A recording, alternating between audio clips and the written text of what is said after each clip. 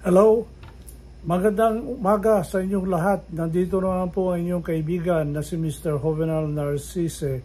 At ngayong araw na ito ay ikwekwento ko yung nangyari sa nakalipas na 2 araw mula nung Biyernes hanggang kahapon Sabado dahil linggo ngayon. Alam niyo nung pagkatapos ko nag-retire sa Armed Forces of the Philippines, nag-create ako ng isang grupo dahil ako'y mahilig tumakbo at nag-create ako ng isang team ng mananakbo. At karamihan po itong team na ito ay gustong magsundalo. At magagaling po silang tumakbo. At ito po ay nanggaling sa Mindanao at saka Visayas. Pero karamihan sa kanila ay galing sa Mindanao. At ito ay ginawa ko po silang parang mga alaga na mga mananakbo.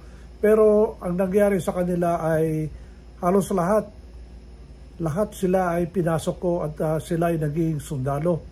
So dahil doon nagtatag ako ng isang association. Ito yung Philippine Association of Ultra Runners dahil ako po ay nagsimula ng ultramarathon races dito sa Pilipinas. Sa aking pag-race organize at race director ng Bataan Death March 102 kilometer ultramarathon race. At noong taon 2009, pagkatapos ng isang taon na ako'y retirado, ay nagkaroon po ng first edition ng Bataan Death March. But anyway, dahil naging popular po at naging dumami ang mga ultra runners dito sa ating bansa, nag-create po ako ng mga sari-saring mga distances. Dahil na-assign naman ako halos lahat ng mga lugar dito sa Pilipinas. At nung tinyente ako ay marami akong napupuntahan dahil nasa Intelligence and Security Agency ako noon ng gobyerno. At nung Biyernes nga at saka hanggang Sabado, ito po yung pag-conduct ng West Coast 200 kilometer ultramarathon race. Ito po yung nagsisimula ka mula sa Subic Bay Freeport. Pagkatapos babaybayin mo yung Zambales, Pangasinan Highway hanggang sa Alaminos, Pangasinan. Alaminos City ngayon. At ang finish line ay sa Barangay Lukap ng Alaminos City. Ito po yung daungan ng mga maliliit na boats para pumunta ka sa 100 Islands doon sa Alaminos City. So ginawa ko po yan nung una, tinakbo ko ng 3 araw mula Subic Bay hanggang Alaminos City sa Barangay Lukap. Nakagat pa nga ako ng aso dyan sa San Narciso. Pero kahit na kinagat ako ng aso, sinuspend ko, kinat ko yung pagtatakbo ko. At nung nabigyan ako ng vaccine ng anti-rabies dahil sa kagat ng aso, tinuloy ko uli after 2 to 3 weeks. At yun na nakumpleto ko, 200K in 3 days. At nag-conduct po ako ng isang patakbo at ginaya nila yung aking 3-day multi-stage na patakbo. At dumami naman ang sumali. Ngayon, ginawa ko ng single stage. Pagkatapos ng first edition ng multi-stage, ginawa ko ng single stage. Ang kailangan lang naman dyan na cut-off time is 2 araw or 48 hours mula sa Subic Bay Freeport dito sa Olongapo hanggang sa Alaminos City ng Pangasinan. At marami pong nakatapos dyan dahil ito ay kinakandak noon ng holiday ng All Saints Day.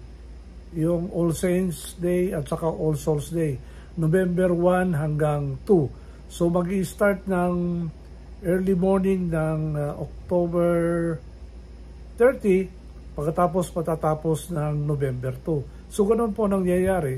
Pero dahil po sa COVID, hindi po ako nagpatakbo ng 3 years at ngayon lang inulit-uli at ito yung naging 8th edition ng West Coast 200K Ultramarathon Race. Kakaunti lang ang tumakbo pero ito po ay ibinigay ko sa isang kaibigan kong mananakbo na siya na mag-race organize at saka mag-race director. Pero ako pa rin po ang nagsusupervise dito sa patakbo na ito at kinakailangan ko rin tignan yung mga runners at paminsan-minsan kausap ko yung race director. At hindi na po ako directly involved pero at least andun pa rin ako para nakikita ako ng race director, bagong race director at bagong race organizer at yung mga ating mga runners. So naging matagumpay po naman pero dahil po sa may init na panahon, nabigyan po natin ng magandang advice yung mga tumakbo at meron silang mga support crew, support vehicle at from time to time nagsisilong sila sa mga malilim na lugar habang tumatakbo. So, naging successful po at yung unang dumating, yung kaibigan ko po yung unang dumating na magaling na mananakbo. At siya po ay isang mekaniko ng Toyota at saka mga iba't ibang uri ng sasakyan. Professional driver po siya ng mga racing. So, pagkatapos po ng 35 hours and about 25 minutes, natapos niya po ang itong patakbo na ito. At nagtataka yung mga tao doon sa daungan ng mga bangka dahil ngayon lang sila nalaman na mayroon palang event na gano'n na pwedeng takbuhin mula Subic Bay hanggang Barangay Lucap ng Alaminos City along the coastal road ang tawag dyan. So, in every 40 kilometers at saka mayroong mga cut-off stations, tinitignan po ng race director at saka race organizer kung maayos yung mga runners at namumonitor po yung kanilang status or kalagayan. At isa ako sa mga nandun din na pumunta noong Biyernes at saka Sabado. At naayos naman po yung patakbo na yan. At ang maganda po dito, 12, San Lucena po, 12, 12 ang tumakbo dito. Hindi kasi masyadong nabigyan ng mahabang panahon na pag-advertise dahil 3 months lang at saka marami ding kasabay ng mga races, running events, kaya okay lang. Ang importante po dito ay naituloy ko po yung pagkandak nitong magandang ruta at very challenging the route ng Philippine Association of Ultra Runners. At maganda at masaya lahat yung mga tumakbo dahil lahat sila ay nakatapos before the cut-off time na 48 hours. So, nabigyan sila ng buckle na merong tatak na parang paniki. Kasi ang alam ko dito sa lugar na ito, sa Olongapo, Zambales, maraming paniki. At nung tinakbo ko yan, marami ding aso. Nakalimutan ko kung ang i-warningan yung mga runners na yun nga ang problema dito dahil yung mga aso nung tumakbo ako nung bandang 2010 or 2009, dumami na. At meron pa akong edition noon na umuulan at maganda naman, masaya yung samahan ng mga runners. At marami pong nakatapos dito sa race na ito at siyempre masaya ako dahil lahat ng nagsimula na 112 o 12 runners, nakatapos sila lahat. Sa totoo lang, yung 48 hours sa cut-off time, sobrang haba na. Kahit na lakarin mo yung 200 kilometers basta, huwag ka lang titigil. Matatapos mo yan before 48 hours. Ang importante lang, pag lumakad ka ng ganyan, tuloy-tuloy din ang bigay sa iyo ng inumin mo, pagkain mo. Kaya nga meron tayong tinatawag na support group. Ito pong technique na ito ay kinopya ko po sa mga ultramarathon races sa iba't ibang bansa, dahil kinakailangan mo ng isang support crew or team at saka yung support vehicle. At siyempre, halinhinan yung pagtulog ng driver yan. At nagliliprag po yung sasakyan. Minsan umuuna yung sasakyan ng mga about 1 kilometer or 500. Pero pag mabilis pa yung runner, pwedeng every 5 kilometers.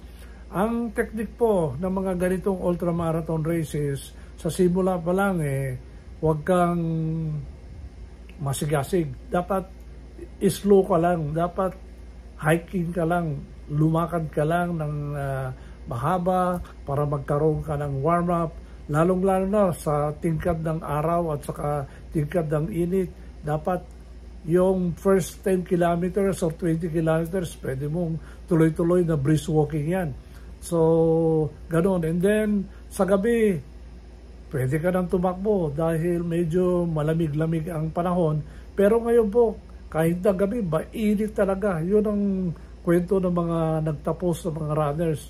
Walang pinag-iba po yung temperatura nung araw hanggang gabi.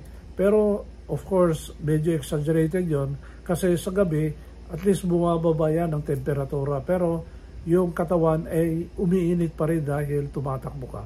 So from time to time po, kung merong mga lugar na pwede silang mag-shower, kasi may mga lugar dyan sa mga munisipyo na dapat kang tumigil, meron silang mga athletic gymnasium. Pwede kang pumasok doon at pwede kang mag-shower dahil pinaalam namin sa mga bayan na pwede kang mag-stopover. So, ganun po. Ang isa pong pakay ko po nung ito ay create ko ay i-promote yung sports tourism dito sa bansa. Kasi magsisimula ka sa Olongapo, isang tourist destination, at pagpahinga ka doon, bisitahin mo lugar, pagkatapos tatakbo ka, siyempre lumalakad ka, tumatakbo ka, nakikita mo lahat yung lugar na magaganda dito sa ating bansa. Pagkatapos, pagdating mo sa finish line, isang tourist destination. Kaya karamihan sa mga runners ko, pag natapos nila, ay nagbabangka sila at nagtutur sila sa mga different islands, sa 100 islands dito sa Alaminos City. Kaya masayang-masaya sila at nakaka-relax sila. Magkakaroon po tayo ng isa pang video content at i-explain ko sa inyo yung Alaminos City, dahil ang tingin ko sa Alaminos City, ito yung lugar na tinatawag ko na 4 months Boracay, dahil maganda. Hindi mo na dapat mag-aeroplano, mag-hotel. Yung day tour pa lang yun sa 100 islands, kumpleto na. Merong masarap na kainan, merong magagandang hotel, mura pa, at saka very accessible. Pwede ka mag-bus, pwede ka rin magkotse na papunta doon, kasama yung pamilya. Pero that's beside the point. Ang sinasabi ko lang sa inyo ay masaya ako dahil successful po yung aking event, at sa susunod pong video content ko, sasabihin ko sa inyo yung magandang lugar dito sa Barangay Lucap ng Alaminos City as jumping point para magkaroon kayo ng bisita or beach party sa mga 100 islands dito sa Alaminos City. Yun lang po ang aking masasabi at may kwento ngayong araw na ito. Salamat po at sana subaybayan nyo ang aking mga kwento araw-araw. At yun lang po ang ating kwento ngayong araw na ito. Salamat po sa pagpapanood dito sa aking YouTube channel. Bye!